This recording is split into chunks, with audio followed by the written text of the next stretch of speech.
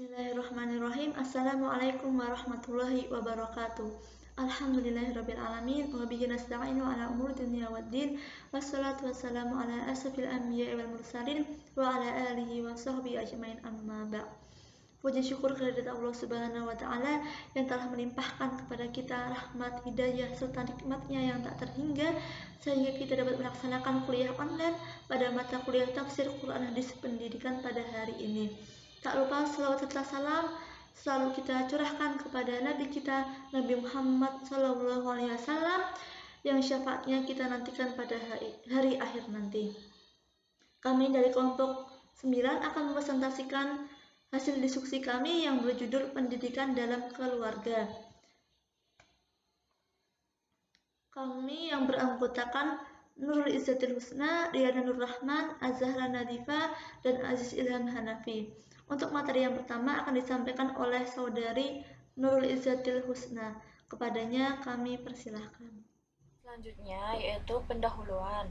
Keluarga dalam konsep Islam merupakan unit sosial terkecil dalam hidup dan kehidupan umat manusia sebagai makhluk Allah dan makhluk sosial, dan ia merupakan unit pertama dalam membina dan mengembangkan individu. Menurut ajaran Islam, penanggung jawab utama di dalam keluarga adalah suami. Allah Subhanahu wa taala berfirman, "Ar-rijalu qawwamuna 'alan nisa'i bima faddalallahu ba'dahum 'ala ba'din wa bima anfaqu min amwalihim." Kaum laki-laki itu adalah pemimpin bagi kaum wanita, oleh karena Allah telah melebihkan sebahagian mereka laki-laki atas sebahagian yang lain wanita. Dan karena mereka laki-laki telah menafkahkan sebagian dari harta mereka. Quran Surat An-Nisa ayat 34. Selanjutnya, tujuan pendidikan dalam keluarga. Kata keluarga dalam bahasa Arab terkutip dalam beberapa ayat dan surat dalam Al-Quran. Salah satunya yaitu wa kana ya'muru ahlahu bis-sholati waz-zakat wa kana 'inda rabbih maradiyan, yang artinya dan dia menyuruh keluarganya untuk melaksanakan sholat dan menunaikan zakat, dan dia seorang yang diridhoi di sisi Tuhannya. Quran Surat Maryam ayat 55. Di sini kata keluarga dalam bahasa Arab adalah ahlahu, yang artinya keluarga. Selanjutnya ditinjau dari ayat-ayat Quran, tujuan pendidikan dalam keluarga adalah 1. Memberikan dasar pendidikan budi pekerti, yaitu norma pandangan hidup walaupun masih dalam bentuk yang sederhana, terdapat dalam Quran Surat At-Tahrim ayat 6. Yang kedua, memberikan dasar pendidikan sosial, yaitu melatih anak didik dalam tata cara bergaul yang baik terhadap lingkungan sekitarnya. Terdapat dalam Quran Surat Asy-Syu'ara ayat 214. Yang ketiga, memberikan dasar pendidikan intelek, yaitu anak diajarkan kaidah pokok dalam percakapan dan bertutur bahasa yang baik, terdapat dalam Quran Surat As-Saffat ayat 102, di mana percakapan antara ayah dan anak Nabi Ibrahim dengan Nabi Ismail tentang wahyu yang lewat dalam mimpinya Nabi Ibrahim. Selanjutnya, ditinjau dari ayat-ayat Quran. Tujuan pendidikan dalam keluarga adalah yang keempat, memberikan dasar pembentukan kebiasaan, yaitu pembinaan kepribadian yang baik dan wajar dengan membiasakan kepada anak untuk hidup teratur, bersih, tertib, disiplin, rajin yang dilakukan secara bertahap tanpa ada unsur paksaan.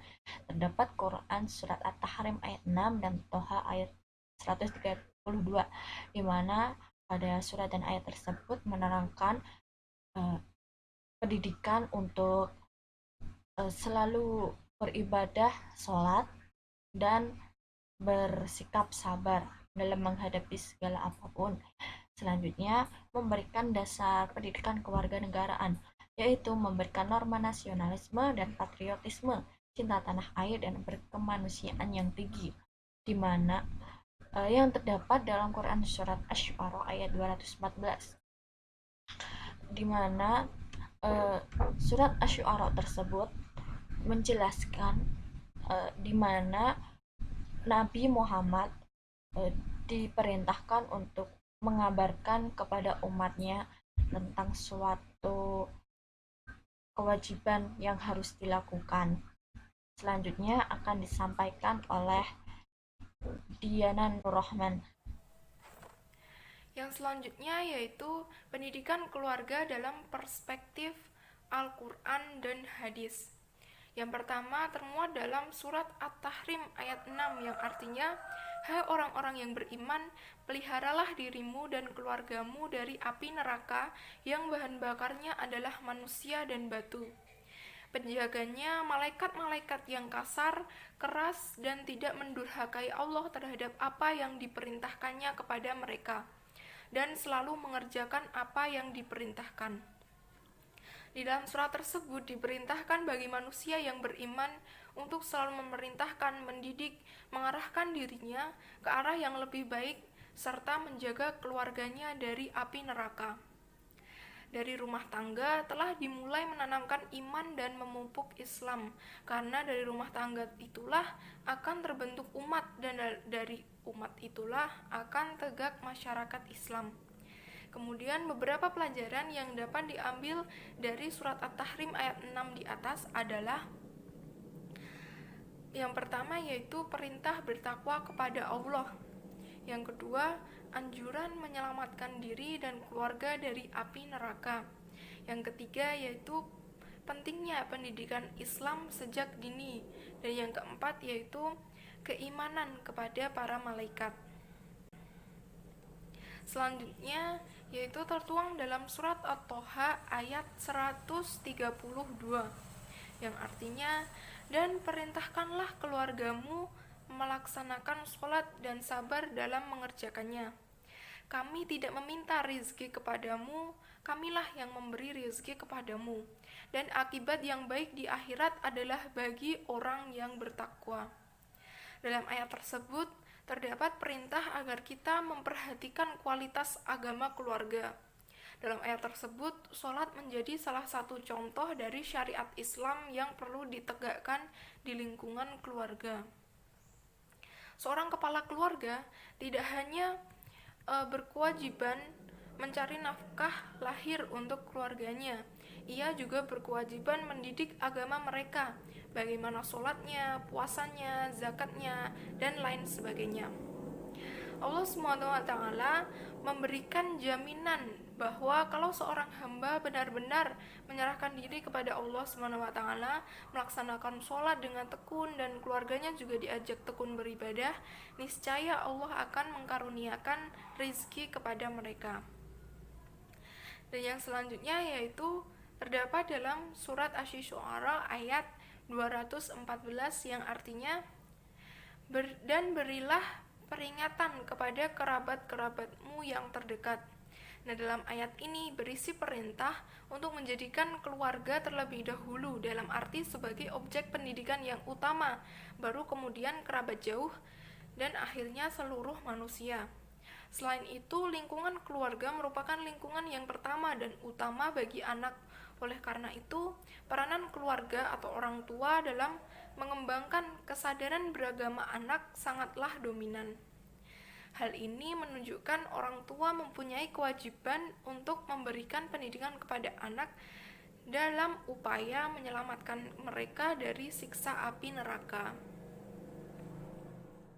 Untuk pendidikan dalam keluarga dalam perspektif Quran dan hadis selanjutnya terdapat dalam surat As-Saffat ayat 214 yang artinya, maka ketika anak itu sampai pada umur sanggup berusaha bersamanya, Ibrahim berkata, wahai anakku, sesungguhnya aku bermimpi bahwa aku menyembelihmu, maka pikirkanlah bagaimana pendapatmu. Ismail pun menjawab, wahai ayahku, lakukanlah apa yang diperintahkan Allah kepadamu, insya Allah engkau akan mendapatiku termasuk orang yang sabar. Dari ayat tersebut dapat kita ambil beberapa kesimpulan. Kesimpulan yang pertama yaitu pendidikan dalam keluarga dikategorikan dalam menanamkan dasar pendidikan intelektual, yang mana dapat kita lihat dari segi arti Nabi Ibrahim dan Nabi Ismail yang berdiskusi tentang mimpi dan mengambil langkah kebenaran. Lalu kesimpulan yang kedua membahas tentang pendidikan akidah atau keimanan terhadap wahyu yang datang dari Allah Subhanahu wa taala. Yang dapat kita lihat dari sikap Nabi Ibrahim yang meminta pendapat kepada Nabi Ismail dengan sikap lapang dada tanpa ada bantahan atau kemarahan sedikit pun. Lalu kesimpulan yang terakhir dapat kita ambil bahwasanya terdapat metode dialogis dan demokratis yang terkandung pada ayat tersebut yang dapat kita lihat dari percakapan antara ayah dan anak yang mengedepankan sifat kebijaksanaan. Dari sifat kebijaksanaan tersebut menghasilkan kesepakatan antara keduanya. Dalam ayat ini pula digambarkan bahwasanya Nabi Ibrahim sebagai pendidik dan Nabi Ismail sebagai peserta didiknya. Untuk menahan hadis yang pertama, dari hadis riwayat Bukhari dan Muslim yang artinya dari Ibnu Umar radhiyallahu an dari Nabi Muhammad SAW, beliau bersabda, kalian adalah pemimpin dan kalian akan dimintai pertanggungjawaban atas kepemimpinan kalian. Seorang penguasa adalah pemimpin, seorang suami adalah seorang pemimpin seluruh keluarganya, demikian pula seorang istri adalah pemimpin atas rumah suami dan anak-anaknya. Kalian adalah pemimpin yang akan dimintai pertanggungjawaban atas kepemimpinan kalian. Hadis riwayat Bukhari dan Muslim.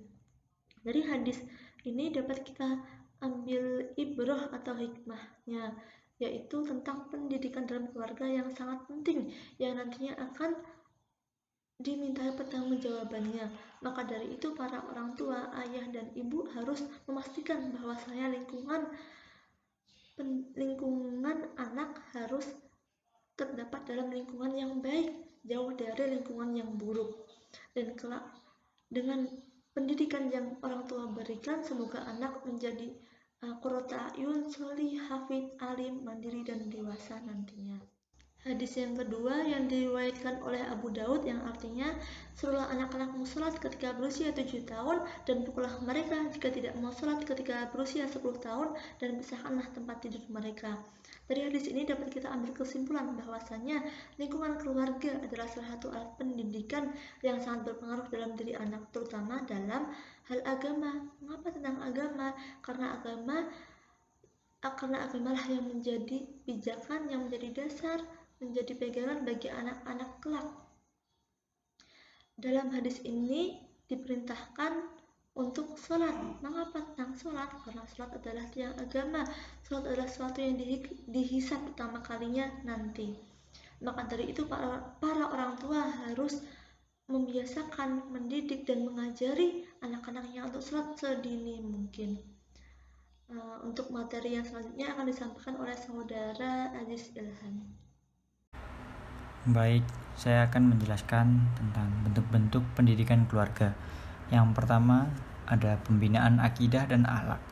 Akhlak adalah implementasi dari iman dalam segala bentuk perilaku, pendidikan, dan pembinaan akhlak anak yang dilaksanakan dengan contoh dan teladan dari orang tua, perilaku sopan santun orang tua dalam pergaulan, dan hubungan antara ibu, bapak, dan masyarakat. Dalam hal ini, Benjamin Spock menyatakan bahwa setiap individu akan selalu mencari figur yang dapat dijadikan teladan bagi mereka. Yang kedua, ada pembinaan intelektual. Pembinaan intelektual dalam keluarga memegang peranan penting dalam upaya meningkatkan kualitas manusia, baik intelektual, spiritual, maupun sosial. Karena manusia yang berkualitas kan mendapat derajat yang tinggi di sisi Allah, sebagaimana firman-Nya dalam surat Al-Mujadalah ayat 11 yang artinya, Allah akan mengangkat derajat orang-orang yang beriman dan orang-orang yang berilmu di antara kalian. Yang ketiga, ada pembinaan kepribadian. Pembentukan kepribadian terjadi melalui proses yang panjang. Proses pembentukan kepribadian ini akan menjadi lebih baik apabila dilakukan mulai pembentukan produksi serta reproduksi nalar, tabiat, dan pengaruh yang melatar belakanginya. Mengingat hal ini sangat berkaitan dengan pengetahuan yang bersifat menjaga emosional diri dan jiwa seseorang. Dalam hal ini, adanya kewajiban orang tua untuk menanamkan pentingnya pembinaan kepribadian dan sosial memberi support kepribadian yang baik bagi anak didik yang relatif masih muda dan belum mengenal pentingnya arti kehidupan berbuat baik. Hal ini cocok dilakukan pada anak sejak dini agar terbiasa berperilaku sopan santun dalam bersosial dengan sesamanya. Untuk memulainya, Orang tua bisa dengan mengajarkan agar dapat berbakti kepada orang tua, agar kelak si anak dapat menghormati orang yang lebih tua darinya. Kesimpulan, tujuan pendidikan dalam keluarga yang tercantum dalam Al-Quran yaitu memberi dasar budi pekerti dalam Quran Surat At-Tahrim ayat 6, memberi dasar sosial Quran Surat Asy-Syu'ara ayat 214, memberi dasar intelektual Quran Surat As-Saffat ayat 102, memberi dasar kebiasaan Quran Surat At-Tahrim ayat 6, Quran Surat At-Taha ayat 132, memberi dasar kewarganegaraan Quran Surat Asy-Syu'ara ayat 214. Ruang lingkup dalam Islam pendidikan keluarga adalah syariat yang mencakup hukum, akidah, dan akhlak. Terima kasih.